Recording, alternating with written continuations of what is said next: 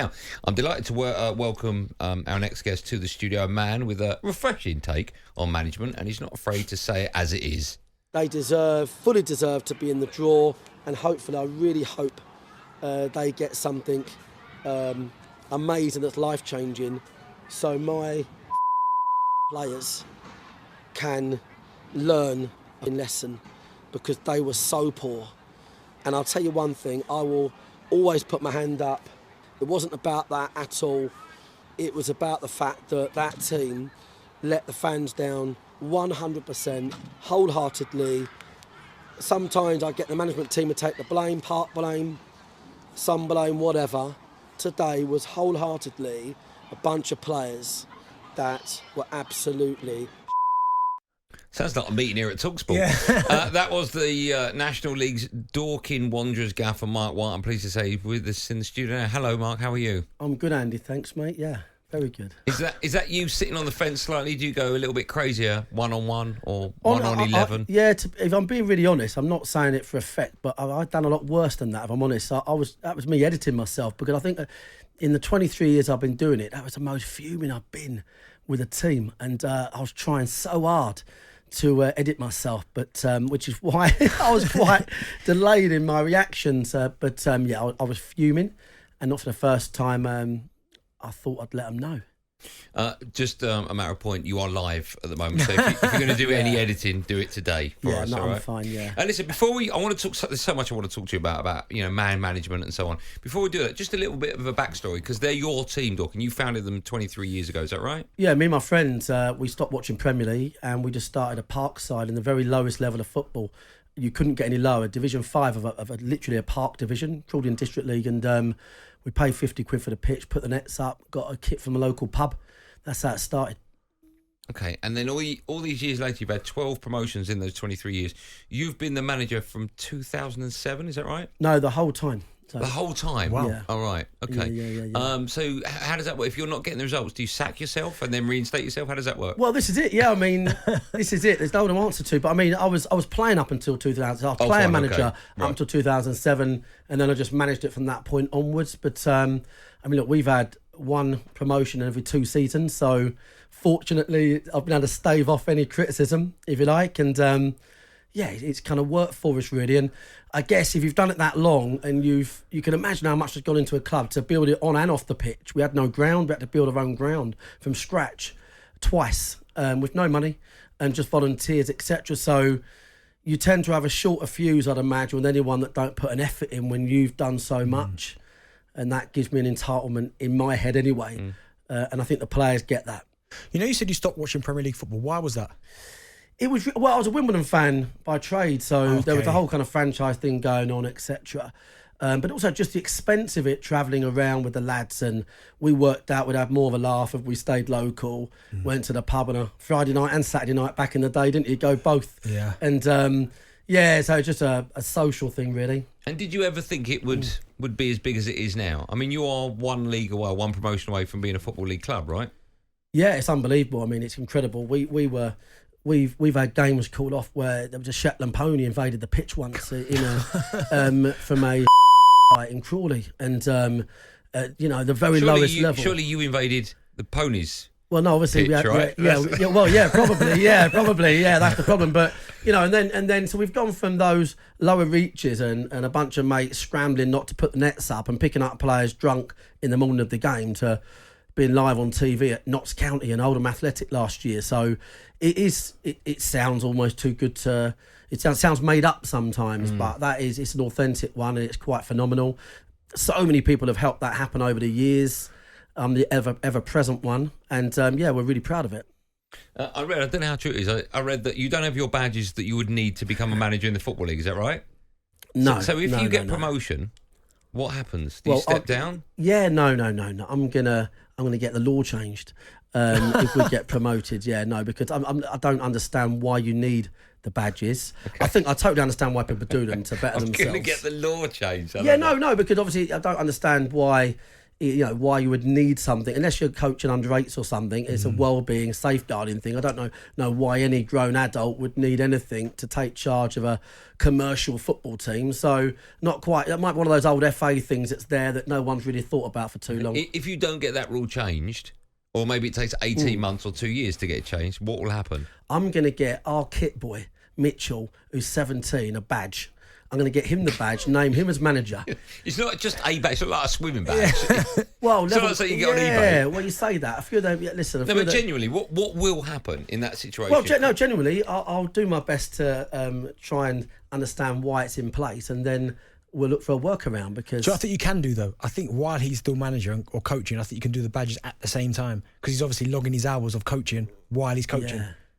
Yeah, there you go. There you go. Found a way out. There you go. That's it. Yeah. But you do want to manage in the Football League, right? Yeah. You do. You want to go up and up and up. Yeah, that's the plan. But we'll have a look at that when we get there. I'm sure there's a workaround somewhere. So how do players respond? Like the interview we played out was after you I think it was trying to get into the first round of the FA Cup. Right? Yeah.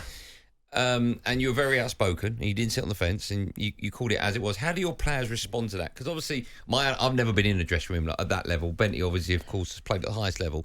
And we were talking about this before we came on air about managers that are good at putting their arm around you and others at screaming and shouting. How do all your players respond in the same way or not? Yeah, they're all good as gold, because I operate a really fair environment. So I'm the first to say what's gone really well, first to reward. I'm always honest, constructive. And I think that's the best way in any kind of leadership. I've been in leadership my whole life, and I think that's why I've done quite well in football and in any type of leadership. As long as people know what to expect and what's expected, I think they're more likely to take it and reason with it and understand that actually that's probably right and probably how you feel. They also know there's been situations where I've been uber critical, and I'll be the first to put my hand up and actually say, do you know what, lads, I might have got that a bit wrong. I'll put my hand up all the time. Okay. Yeah, last year at Scunthorpe, I lost us the game second half single-handedly. I literally for 10 minutes was trying to work out our formation, and I had too many players on my pad. I literally had 11 outfield players. I had this mad moment, and I don't mind telling you, that's why I need a badge, you see. So, but yeah, we were 2-0 up. We were cruising 2-0 up, and we got beat 3-2 whilst I had this, this kind of fog. So I'm the first to go, lads, I'll tell you what, today that's me. And I do it on a very consistent basis. I'll say, here we go, lads. I'll tell you what, I'll take a little bit of that today, and you should take quite a lot of it because I think X, Y, Z. And there's other times I'll take a load of the blame. There's other times, and Saturday was one of them, when I'll go, do you know what? I'll tell you this one today, I'm having none of that myself, because this was you, and this is where it is. And I like to communicate clearly for them, and also for the supporters and the volunteers. I'm aware as the owner as well that you've got the single mum, dad, that the kids really want to watch the game. Every penny they've got goes to that game, and they're sat there Saturday night absolutely gutted and skint, or they travel the length and breadth of the country, and they're devastated, and they're sitting there. Sometimes you think, I reckon they're more bothered maybe than the players. Yeah. I want them to know that if they're gutted for the night, let me tell you, they'll hear that interview and it'll make them feel a bit better, because they know them players have had it. And that's how I've always operated. When you've had new players, because obviously you recycle players, of course, you've been there a long time. You've obviously going to have you guys that have been there a long time who are used to your methods of management, but then you're going to get new players that have come into the dressing room. Have you had any players that have almost been like, oh, this is a bit too much for me, and maybe not lasted as long, or I've had to go knock on your door the next morning and go, I don't really appreciate that? Yeah, no, it tends to be okay. What I tend to, over the years, our success has been built on trying to keep like a nucleus of the side together. And then obviously, if you've got the majority that understand how it works, then the new people coming in tend to hear the right things, and people say, listen, this is how it is here. And so that tends to be okay. But I'm pretty quick, to be fair, with people. Yeah. And when we sign them, I do say, look, this is a real kind of like Ronsil, situation whereby we will say what we think at all times. The culture is a winning culture at the club. One promotion every 2 years. It's like a British record. Yeah. And the point is, you don't get that far, regardless of anything, unless you've got a real winning mentality. And that means that passengers just don't really apply at our club. Yeah, of course. Do you think that more managers should be more honest when they speak to the press and speak to the cameras? Yeah, definitely. I think they're normally protecting their own jobs more than anything else. I think the fans massively would appreciate them. I think that's why we get so much support, because fans are like, blimey, thank God someone's prepared to call players out. And because, like I said before, really, they're the ones putting their money in. They're the ones that work all week, look forward to it, put all their dispensable income into going to the games, and they want it to be critiqued fairly. So yeah, I think fans really appreciate. I think more managers for that reason should do it, but.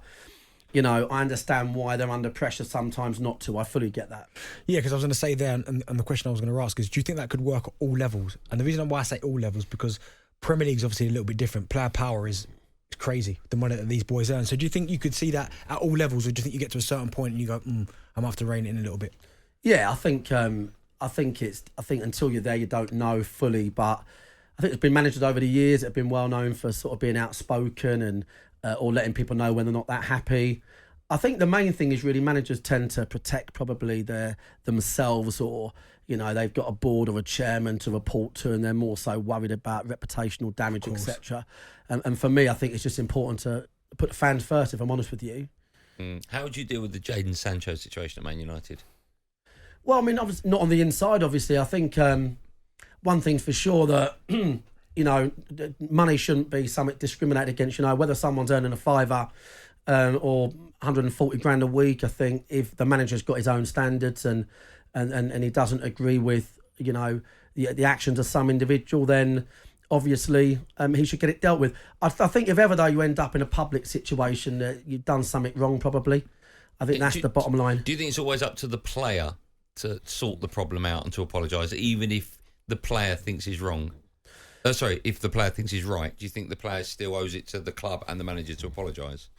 I think so, for sure. Yeah, I think the player should take ownership, but equally, the man at the top's in charge, and his job really is to, because these things can be so distracting over the years. Look at Balotelli and look at all these individuals over the years that have killed their clubs for 2-3 years by maybe having these running problems. And I tell you what, as well, so many players like that. Not saying for 1 minute, Jadon, but you know, have actually been the end of their manager.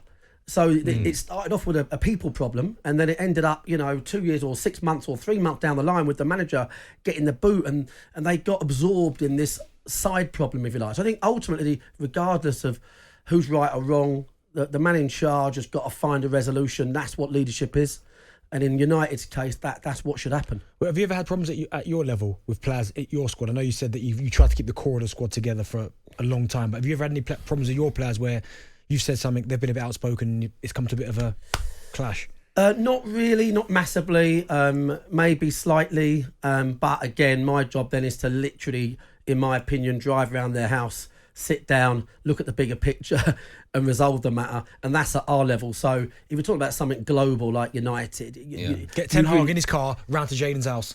Correct. That's the answer, right? Yeah, it has to be, doesn't it? I mean, ultimately, these things become a sideshow. And you must have had one of your players come up and have a scream up with you.